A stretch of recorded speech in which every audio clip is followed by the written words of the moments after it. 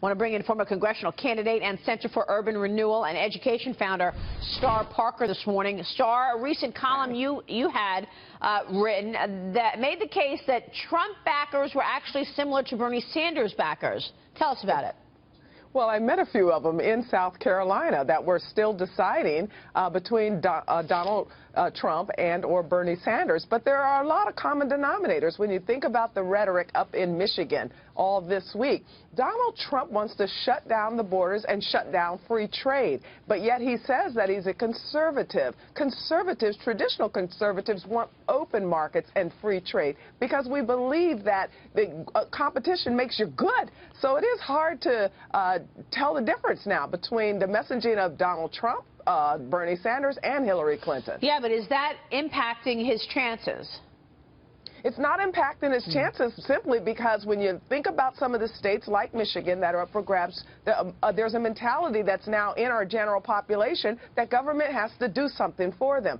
60% of Americans get more from government than they put in right now. And there's this overreach that says, well, okay, we might not want to go on welfare, but we sure don't mind you handling these entitlements for us. We sure don't mind you shutting down companies so that we can get better business in our state. There's a challenge for the American population to say, what kind of people do we want to be? Free, or do we want to be government dependent? Yeah, we keep seeing primary after primary and new information coming out of them. Meghan McCain, what's your take? Michigan today. I think more interesting than this, you used the statistic that Donald Trump garnered 45% of the Latino vote. Of that entire vote, only 8% that were voting were Latino or Hispanic. Right now, the Republican Party, at a certain point, the chickens are going to come home to roost. We have a man, when asked about David Duke, he takes 3 times to even say he's going to disavow it, and then he's hesitant. We have a man right now who there's stories out today talking about Latinos are becoming citizens simply just to vote against Donald Trump. At a certain point, we are going to be running in a general election, and there is just no foreseeable pathway to the White House without some significant portion of the Hispanic vote or minority vote. And right now, I feel like the last 8 years of work that a lot of us have done to try and make this party bigger and reach out to minorities is literally being deconstructed in front of my very eyes. So do you agree with that? The numbers don't. If he doesn't get the Hispanic vote, he can't take it. You lose. You lose if you don't get the Latino vote. Bush, and you can correct my numbers, in 2004, President Bush got 44% of the Latino vote, which was a huge move up, and then it headed in the wrong direction. My father got 26, Mitt Romney got around 24. So right, and then you lose. But then every year it goes down, and it's not just a small amount that goes down, it goes down.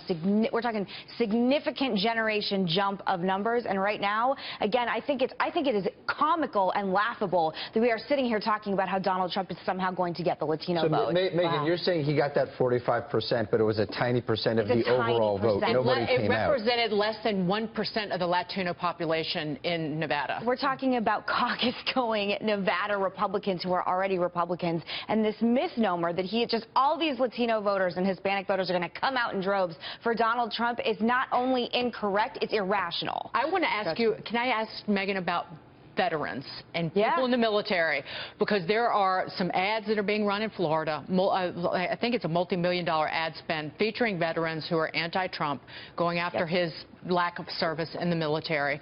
But he talks about, I want to build up the military. I want to make the military strong. How do they fall? Because I know how you feel about them. Well, also, just look at the recent controversy that's happening this week, where he's apparently just going to ignore the Geneva Convention and make veterans torture people's families and children. I mean, there are things where you are not living in the rational. General Hayden did disavow that, but no General Michael Hayden yesterday said, guess what? The military is not going to follow these orders. But I'm just saying, you cannot be doing your research and send this out to the military, the men and women of the military, saying we're going to make you torture families, and then walk it back afterward after a bunch of generals came together and say we're going to mutiny against that because it's against the Geneva Convention. Yeah, exactly. I mean, go ahead, Star, you want to jump in there? Well, yes, because it's not that Donald Trump just didn't serve in the military. He dodged the draft.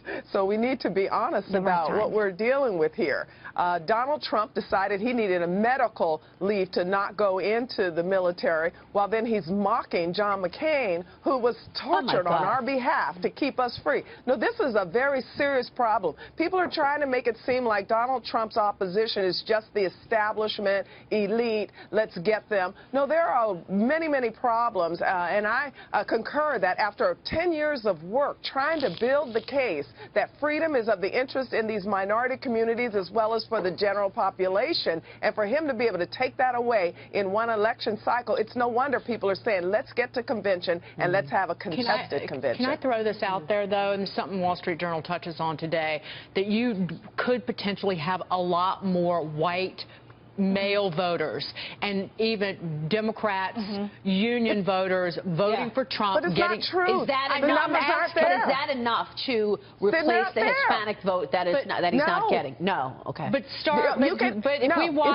if we watch these contests, though, in the Midwest, in the Rust Belt, that's what we're looking for, right? To see what kind That's what people say that they're looking for, but at the end of the day, Barack Obama needed only 38% of the white community to win. This is a very diverse society now, and the Republicans admitted this in their autopsy, but Donald Trump obviously thinks that there's a lot of white people out there that just are not participating, and he's going to get them, and that's all he needs, and it's just not true. The math doesn't add up. So you think Hillary Clinton will be the next president, then?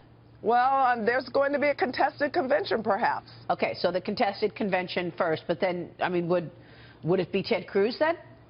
It could be Ted Cruz. He seems to be very strong, and in fact, it'd be of interest now that he's in Florida and in Ohio to see whether he can get some of those numbers. Even Lindsey Graham has taken a second look and saying perhaps we can find ways to work with him. Yeah, that's what he said this weekend. He did, and I'm right there with him. Megan, thank you. Star, good to see you. Thanks so much.